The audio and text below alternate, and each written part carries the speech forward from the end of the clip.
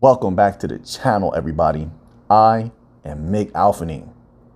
Let's start off with this article here. It's titled XRP Trading Volume Suddenly Up 101% as price touched this important level. Why is it up 101%? What is going on behind the scenes? We've seen them continuously unveiling major deals, major banks, major partnerships. Every time we look into financials, if you didn't see that last video, go watch the last video because we talked about numbers. Forget the headlines, okay? The headlines, you have to have a good headline to bring people in, but the content is what's important. And in that video, we went over numbers of some of the banks that XRP is dealing with that we never went over before. And we saw them just get deep into the MENA region. That's why I wanted to go over those numbers. We have more numbers still to go over, but we'll do that in the next video. So make sure if you didn't watch that video, watch that video. It's impactful. It's going to give you an idea of the type of money we're talking about when we're looking at the type of capital that XRP can move, the type of value that it can move. You have to know the numbers. Why would you not want to know that? And we're talking billions to trillions of dollars. And when we're talking billions, that's only, hundreds of billions, right? That's only a few banks together. You know, when you look at all, what did they say on Ripple's actual site? I believe they said over 400 financial institutions. You type in on Google Ripple, how many partners does Ripple have? I believe it'll pop up for you. When you add up all of that money, that's trillions of dollars. What does it do to that price? Let's continue on here. So there's a lot going on behind the scenes. That's another thing. I'm about to release another members only video. Trust me, you want to see this one. Everything's going to make sense. Hit that join button. Hey, you do what you want to do, but I'm just saying that's where the video is going to be. It's going to make sense. Everything's going according to plan. Trust me on this. But hey, there's no guarantees, of course, but I'm just saying as far as what we're seeing, everything lines up. But let's continue on here. It says in the last 24 hours, the crypto market was hit with another wave of sell-offs. XRP is likewise down 15% since the previous day and down 17% in the last 7 days, per data on CoinMarketCap. At press time, XRP was changing hands at 37 cents, which I'm sure people are loving because they're going to scrape up some more. People are going to get as much XRP as they want. No one's going to stop them. They want to over-prepare. That's what I call it, because they understand what the possibilities are that are coming. And then once that's over, once these explosions happen, these floods, these tsunamis, once that price skyrockets, there may never be another opportunity. So people are they're gonna love this every single time. You know why I say that? Because there's so many opponents who shame people for being in the comment sections and saying, well, I'm gonna buy some more, I'm gonna get some more. It's nonsensical negativity and stuff like that. People are gonna do what they want to do, and they're not gonna miss a single opportunity, and I don't blame them. Let's continue on here. On November the 4th, XRP reached a high of 50 cents, gaining 12% in a single day. The rise extended until November 5th before bulls ran into a barrier at 51%. There's a whole lot of chaos in the markets right now with the whole FTX FUD. You have governmental FUD. We may get into a little bit of that later. There's so much. You have haters from the banking system, the legacy banking system coming out. They've just been inundating the people with all this negativity. And unfortunately, the people absorb it. They're not students of the mind state where you reject that negativity. No, they absorb it. But it makes sense to me because people all of their lives, they've been conditioned to accept the negativities and allow it to move them back and forth. They allow external powers and thoughts and entities to move them back and forth. It's a dangerous thing because that means you're not in control of yourself. But this is how the people have been conditioned. They've been conditioned to listen to their teachers, conditioned to listen to the news, conditioned to listen to their politicians. They're listening to everybody but themselves. That's dangerous in my humble opinion. So it makes sense. So then the markets get moved back and forth, and a lot of people are in irrational positions. So then they got to pull out of those irrational positions. They didn't do enough research into these things. So then you get caught up in certain liquidity issues and such on certain exchanges and certain things, and you're moved by FUD. And so that causes all of that volatility in the market. You get what I'm saying? So there are so many things we could discuss, but let's continue on here. XRP might be on track to mark its 5th consecutive day of losses. It doesn't matter. This doesn't matter at all. I mean, we're not looking at these small price actions here. Not, I mean, anybody that really knows what XRP is, or let's say XLM or Algorand, any of the bank coins, no one cares about this right now. Like, if you really believe and you see what's happening and you understand the potentiality, this doesn't matter at all, right? But it's going to get harder. It's going to be more difficult. The powers, so-called powers of the world, they don't know what they're doing, or they're sabotaging a whole lot of things. As you can see, everything is in complete chaos. Every market is in complete chaos. All of the policies, not monetary policy alone, all of their policies are in absolute chaos. They're even admitting to it. Did you see all those posts that the central banks have been making as of late? They've literally been screaming, we don't know what we're doing. And how do you tell one central bank telling the other that they need to do better, then the other central bank is telling that central bank they need to do better? So pretty much neither, you're just going by that information objectively. That means none of you knows what you're doing. You're both admitting that each other doesn't know what they're doing. You get what I'm saying? This is insanity. This is insanity. But the people continue to sit back and just accept it. They're not, I mean, let's continue on. I don't know. Maybe I'm wrong. I hope people are taking action. I hope people are taking a hold of their own lives, their own destinies, and and they're prepared. This is not going to be easy. No rise is easy. Unfortunately, that's the way it is. Nothing that's worthy is easy. Everything that's worthy is difficult to acquire. You want to eat that corn, you're going to have to farm, right? You're going to have to water the ground, till the ground, plant the seeds. Everything that's worthy is difficult. In ancient times, they used to make sure that the unworthy couldn't get to something. By making it difficult in the mystery schools, they make sure they test you. You had to go through different rooms and different chambers and such like that. They try to scare you out, beat you out, starve you out,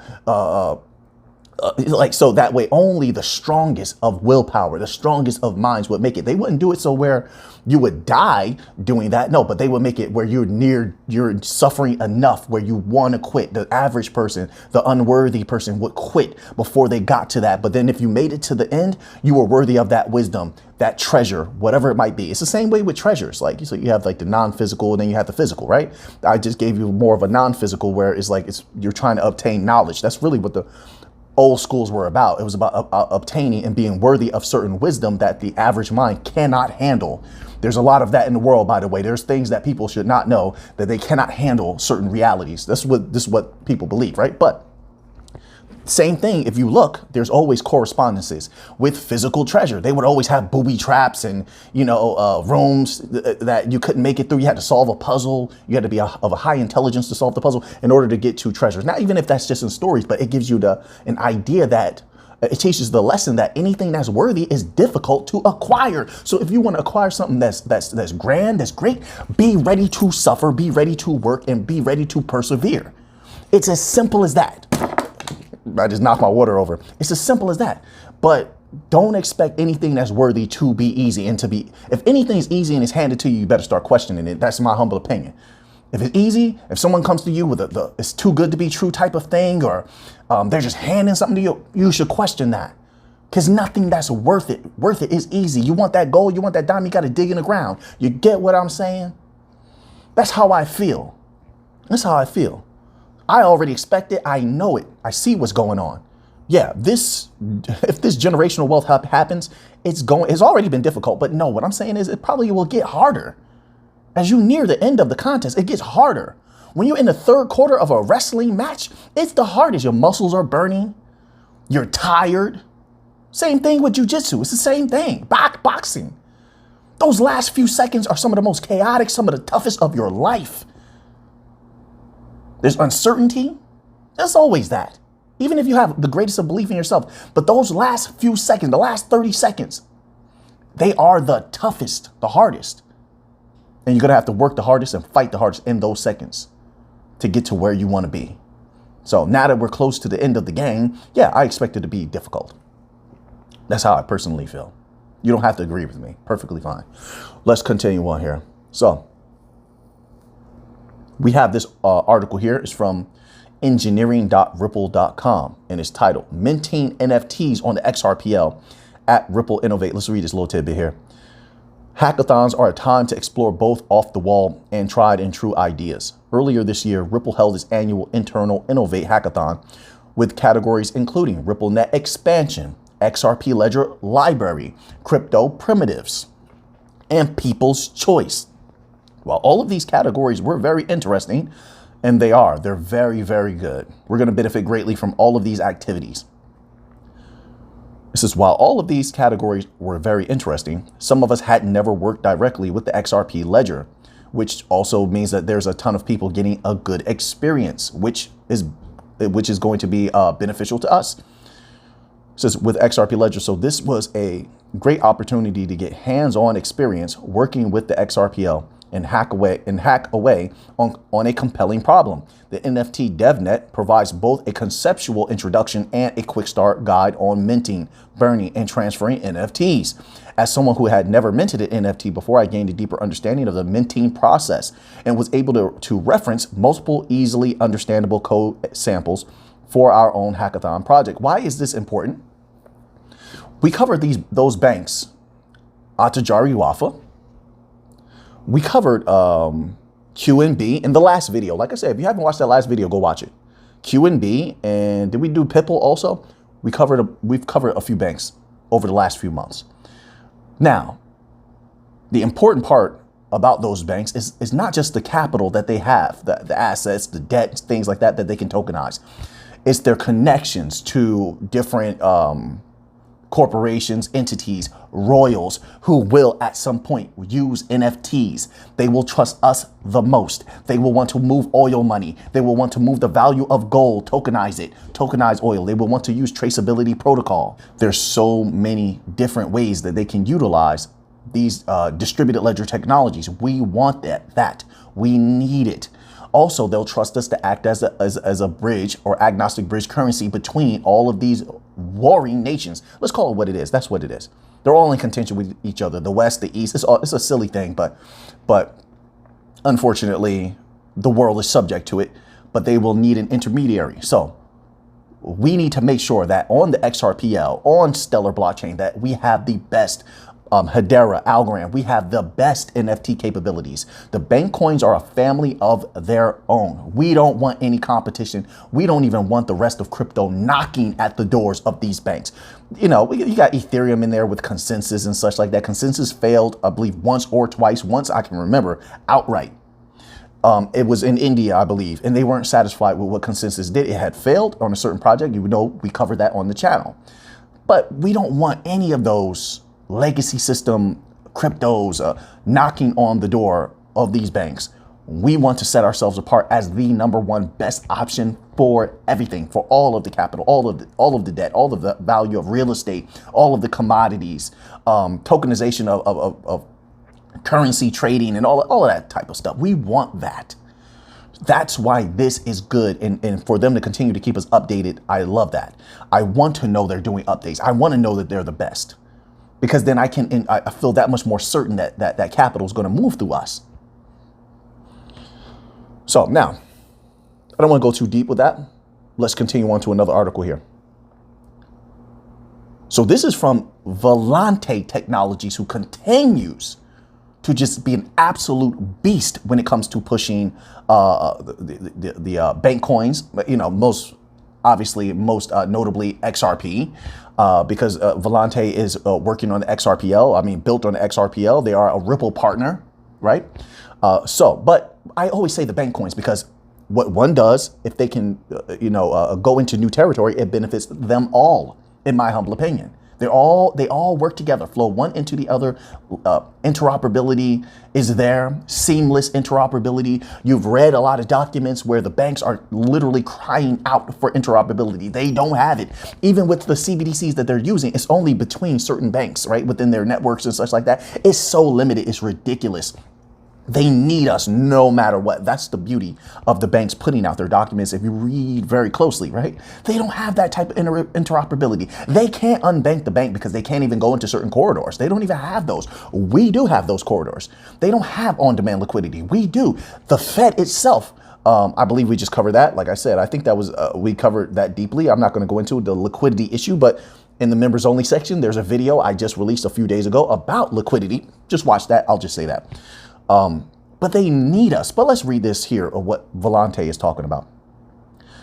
The BIS Innovation Hub is launching a new project around central bank digital currencies and decentralized finance protocols as part of its 2022 work program. Project Mariana explores automated market makers for the cross-border exchange of hypothetical Swiss franc, euro, and Singapore dollar wholesale CBDCs. You know XRP is going to be involved in this. They need on-demand liquidity for something like that. They need interoperability for something like that, especially when it comes to seamless flow. Obviously, they're going to need over ledger. That's Quant, right? We're going to be all mixed up in this. But anyway, in my humble opinion, not financial advice. It will seek, because you know why I say that? I'm looking at the holes in their game, and we fill all the gaps. We do what they can't do. They still can't do what we do. So anyway, it says it will seek to examine the potential between financial institutions to settle foreign exchange trades in financial markets. The project involves the Eurosystem, Singapore, and Switzerland BIS Innovation Hub centers, together with the Bank of France, Monetary Authority of Singapore. You know the bank coins are in deep with the Monetary Authority of Singapore. Look it up. We've covered that extensively on the channel. And Swiss National Bank. We might want to look into all their financials also. So let's add them to the list. What we're going to add, we'll get an update from the Monetary Authority of Singapore. We covered them, I believe, earlier in this year, some of their financials. We'll do it again. We'll see if they put out anything new. What's the Bank of France? Let's look into their financials. Swiss National Bank, add them to the list. Okay, so we'll do that very soon. The aim is to deliver a proof of concept by mid-2023. So they're still on the same timeline. Our timeline has not changed, and it's good.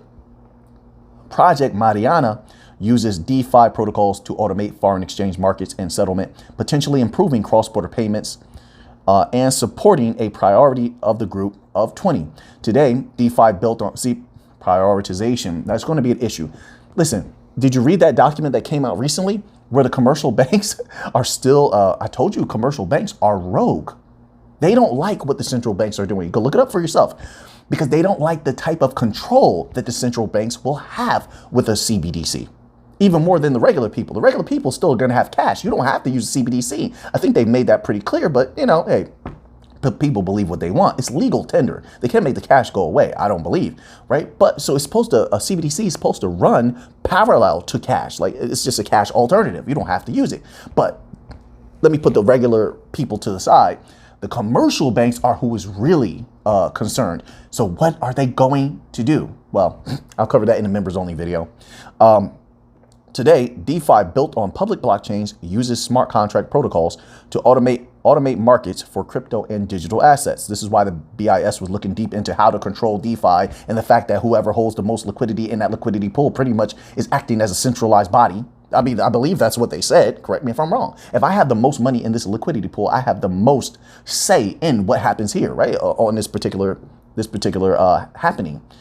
AMM protocols combine pooled liquidity with innovative algorithms to determine the prices between two or more tokenized assets. In the future, similar AMM protocols, which I believe that also affects governance. That's why I'm saying that, right? But let's continue on here. Similar AMM protocols could form the basis for a new generation of financial infrastructures facilitating the cross-border exchange of CBDCs. Quote, the pioneering project pushes our CBDC research into innovative frontiers, incorporating some of the promising ideas of the DeFi ecosystem.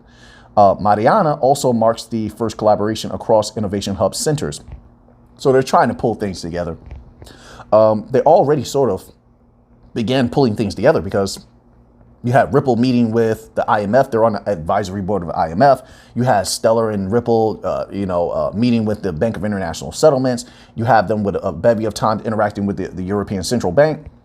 You know the dealings with the Fed. Ripple is assisting to some capacity with the digital dollar. Hedera is also there, so it's like sort of they're getting the same information anyway. But now I guess they're trying to pull the infrastructures together. They're just trying to see how far they can go, which is natural. In the end, it doesn't make a difference. They're still going to, they're relying on us. They need us. They need on-demand liquidity. They need instant liquidity. You look at the AMMs. You have AMMs on Stellar, which is something we're about to get into in a second, because Stellar is going to, in my humble opinion, absolutely dominate. That's another thing we covered in the last video. was Stellar in MoneyGram and the implications of such, Stellar in the oldest bank in Europe and the implications of certain things going on with that. We got a little update on some things that are happening with that. But let's continue on here. So now let's move on to a little bit of Stellar news. So far, everything's looking good. This is from stellar.org. GMO-Z.com. Trust company announces GYEN and ZUSD stablecoins to launch on the Stellar network. More congestion, more chances for surge pricing to kick in. What does surge pricing affect? The price of XLM, which is used for transaction fees, which is also require a minimum of lumens is required for each account. I believe people will hold more than that, especially these corporations. They know how they want to benefit from these prices. They know that the bank coins are going to be the last one standing. Why would you not want to make money from that? They make money from everything. But what they're going to do is what they've been doing. Tell the regular people, no, don't. Crypto's bad. You don't want any crypto. And all the people sell and they leave. They're going to block you so you can't, now they're just giving you too much of a hassle. Oh, crypto's too much of a hassle and people are going to leave. They've been leaving. I know people have been telling me, oh, I'm done. They're gone. So it's been working what the legacy system is doing. Meanwhile, they're buying everything in sight. Didn't we cover an article recently where they were telling the people how large institutions, haven't we been hearing that a lot? Large institutions are just accumulating crypto? Right.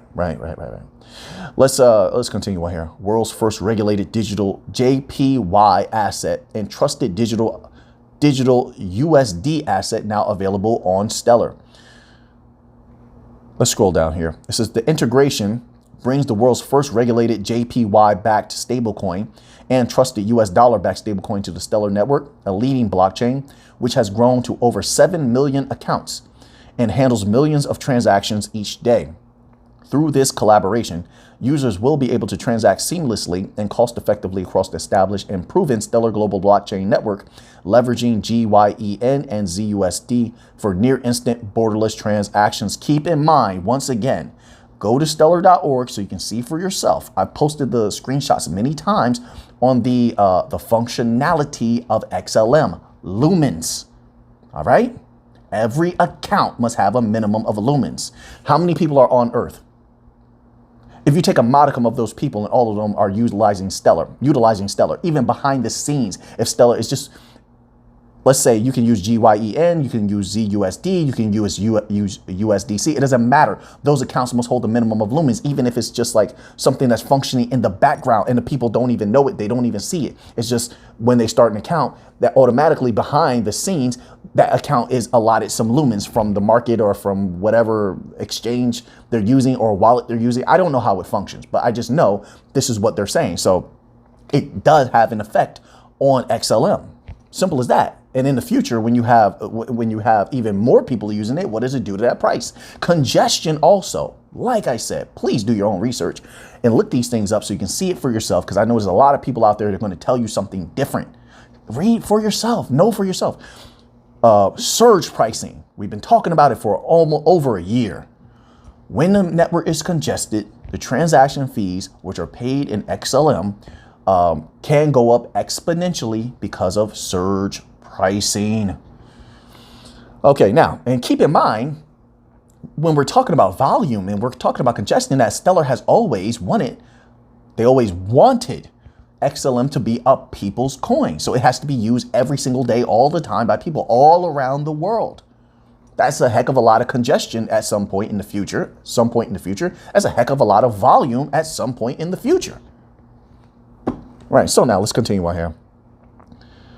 GMO Internet Group has been a global market leader in internet infrastructure, internet finance, and digital assets since its inception in 1991.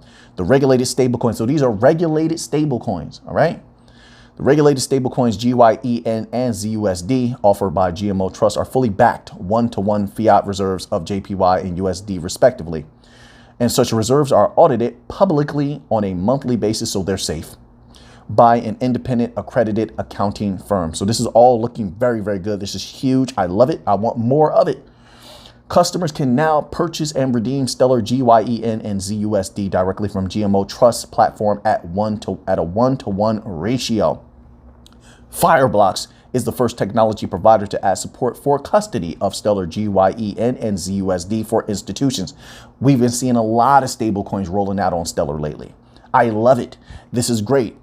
I want to see more, but they've been moving at a pretty good pace in my humble opinion. So now let's move on to another bit of information here. So we also have Ultra Stellar becoming active again. There's so much happening with Stellar right now. Things are looking up. Here's a tweet from Ultra Stellar. We have landed at Magazine London, home of 2022's London at Token 2049.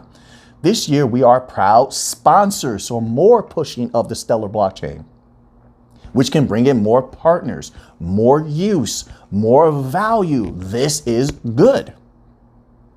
It says allowing us to grow further within at Stellar.org and wider crypto ecosystem, which, listen, anytime a company tells me they want to grow, I'm excited, but I want to see it. I want to see it. So I'm going to keep an eye on this.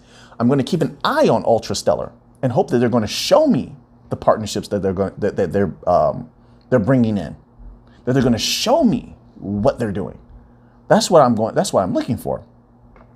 It says, so there you have it. Ultra Stellar building the future of money on Stellar.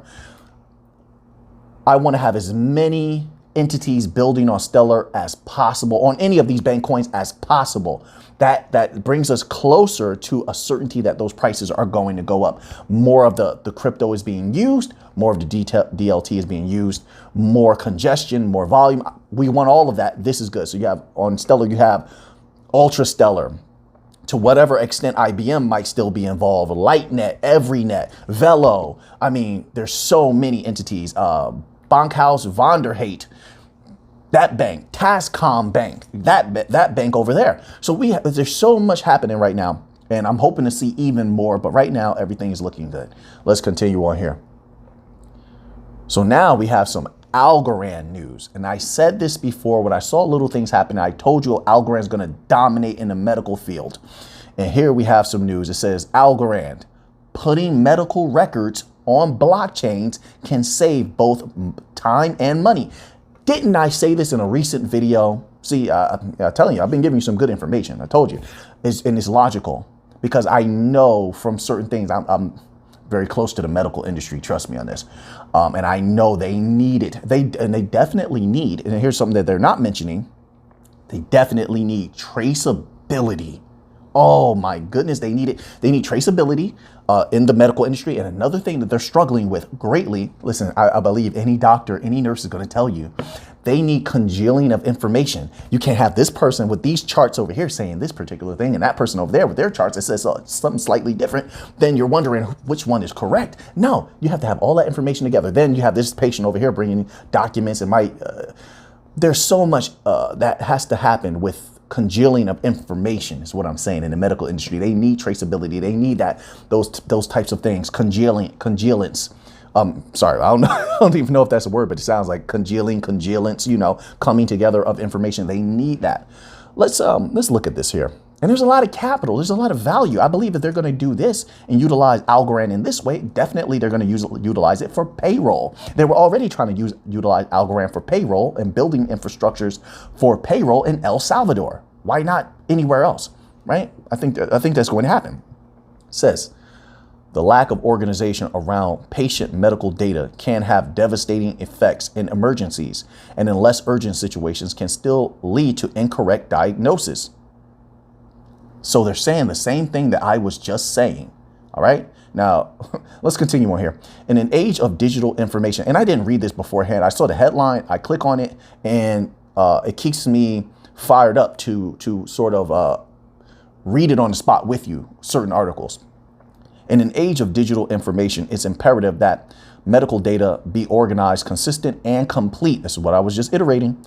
Storing patient information on a blockchain can make this happen by providing an immutable and secure ledger for medical records to be edited, transferred, and viewed by professionals. People have a right to access all their medical data. That's another thing they're going to be doing. They need us. Algorand's going to explode. I love it. I want more of it. I keep saying that. I like that. It just feels good. However, there are often inconsistencies or flat out errors in patients' records. That's what also I was saying, but I heard it from someone. High level people, actually. Trust me, this is happening at hospitals all over the world, particularly in the West. Their systems are a mess. Hey, I'm just telling you. On top of that, some hospitals can take months or years to provide a patient with their requested information, and it can end up being outdated or incorrect. If the data was stored on a blockchain, it could take less than a second to retrieve that information. We have what they need. Yeah, we're going to dominate. We'll keep a close eye on this here. I'm very happy with what Algorand has been doing. Since the implementation of medical records with blockchain technology has been a heavily discussed topic. That's not, well, hold on. With his first mention in 2014, the question is where? Now, I do personally know that there's, with some of the classes going on now in the medical industry, some of the professors are pushing that information. But as far as it being publicly discussed heavily, I haven't seen it. So I would have to disagree partially there. Security, of course, we're going to bring the top-notch security. They have something here on that. The current healthcare system is vulnerable to attacks, but we all know that. The same thing with the banking system. Everything is antiquated and out of date, and they're all vulnerable. And we can definitely provide the security that you need. Hedera, Algorand, we have what you need. XDC, military-grade security, bank-grade security, however they want to phrase it. We have what they need, and it's a beautiful thing. Now, let's continue on here. So a little bit of Hedera news, a little bit of HBAR news here. I love this. It says this is from the HBAR Foundation. It says, we're excited to announce at the realm_GG, the @EA licensed #esports platform, leveraging the @Hedera consensus service HCS for data integrity, has launched Apex Legends. Now, I don't know how many of you are gamers out there, right? Apex Legends is huge and has been for some years now. People love it. They live by it. This is huge for Hedera to be involved. I mean, Hedera's been doing a fantastic job. I'm very interested to see in the next bull run or when mass adoption hits where that price is going to go. I think Hedera is very unpredictable, but can be very explosive. And during that last bull run, they had some good volatility, right? But they could have went much higher. But now with all these new partnerships, all these new banks that they've brought in, lots of advertising. They even have new council members, big time council members. I think that the potentiality is much greater now than it was before. But this is huge. Like, just to get an idea, like there's a few big battle royale games out there, like Apex Legends. You probably heard of Fortnite. Of course, Call of Duty. Also, they tried to do their version of a battle royale game. It wasn't great. It was fun. But Apex Legends is one of the top ones that people actually love. They have a cult following, all right? And I think they just released on certain mobile devices that they weren't available on before. So this is a big deal. All right, now let's continue on here. We're doing a good job today, I feel. A little bit of a different energy than last video, but that's good. I like to change it up. I don't want to bore myself. I don't want to bore you either. So a change up is good from time to time. That's why I do it. And it's just naturally my way, right? So this is from Quant.network. It says fund tokenization on the brink of mass adoption. So you have Quant literally telling you they're on the brink of mass adoption. Let's read this a little bit. What does it do to that price? If such a thing were to happen to something like Quant, what does it do to that price? Now, who knows? There's no guarantees. So we'll keep an eye on it and we'll see how things go. We don't have a choice. But we will keep a close eye on the catalyst, of course. But if that were to happen, what does it do to that price of Quant? All that utility. What was it, like 13 million circulating supply? Way lower than Bitcoin's circulating supply. What does it do to that price? Oh, muy linda, mi gente. Fund tokenization is now in a prime position to bring blockchain technology to the asset management industry. Fund tokenization within the global asset management industry continues to gather pace as underlying blockchain technology ushers in a new era of fund investing.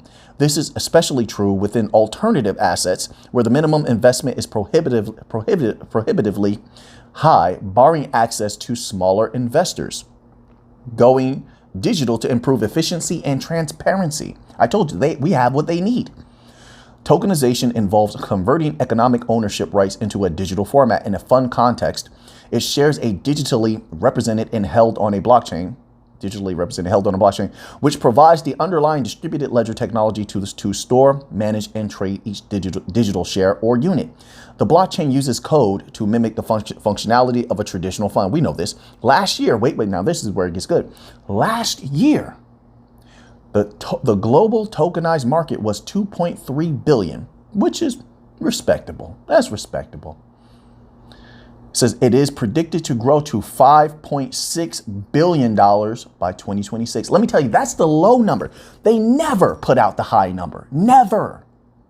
They always lowball it. So that way, if the high number is off a lot, they're not blamed for it. And nobody shines a shameful light on them. They always give you the low number. It's the same thing a lot of predictors do. You always hear them. This is a rational prediction. This is a logical prediction. This is a conservative prediction. They always give you the low number. That way, if they're wrong, they're not too wrong. You get what I'm saying? So, but 5.6 billion, if that's the low number, not bad. Not bad. I believe it'll be much higher.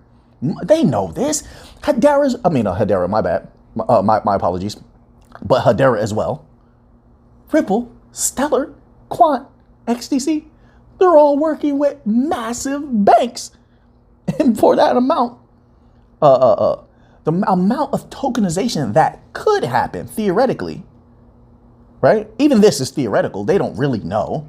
They're just going off data. Well, I'm going off of data as well. I'm going off the financials that we've been looking at. It would be much higher than 5.6 billion. Global tokenized market, right? Let's go here. Let's continue. According to a recent report by HSBC, the 10x potential of tokenization, it'll be much more than 10x, my humble opinion. Quote, tokenization could open up investment opportunities to large underbanked populations. They always go back to that underbanked or unbanked. They always go there because that's capital that they have been drooling over for so long, but they could never touch. And now they can through us. That's going to be huge. It says a new market, $1 trillion opportunity. Quote, this is going to be a $1 trillion market, no doubt about it. Comments Kevin Unai, founder of Backed. Companies are realizing the benefits of easy settlements of securities. We've been talking about that as well. The blockchain is famous for making it easy to settle a transaction in a transparent way. It is the perfect technology to use in the asset management industry.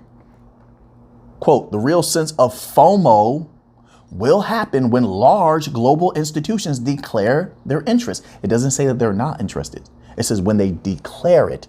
But first, we already have been told by the head of SBI Remit and others that first there needs to be regulatory clarity. So they're already interested. We've covered articles where there's a ton of large institutions accumulating and building. But what's left is the declaration, because that's going to set off something in people's minds, individuals' minds, other companies' minds who might have been on the side, not really paying attention, or on the side, doubtful. When they see that big money, when they hear that big money is getting involved and they declare their interest, then the FOMO will begin. Then you're going to see what a real whale is all about. Make no mistake about it.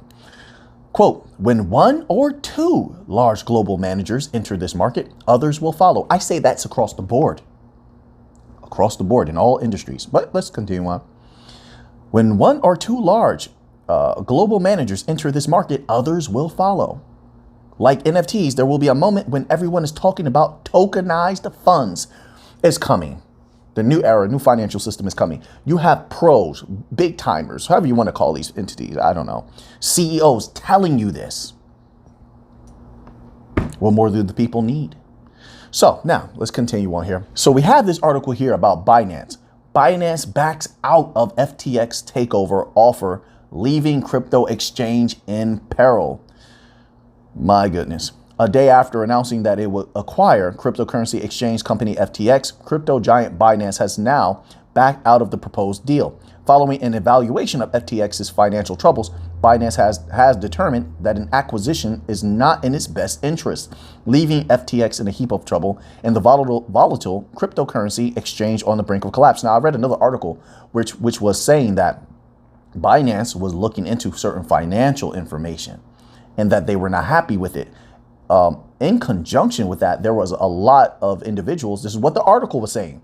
There were a lot of individuals from FTX's legal team that were leaving because of that. They didn't want to be involved or take the fall for what was going on or what was realized. Now, we don't know what was realized, but let's read this little tidbit here. Maybe they cover it.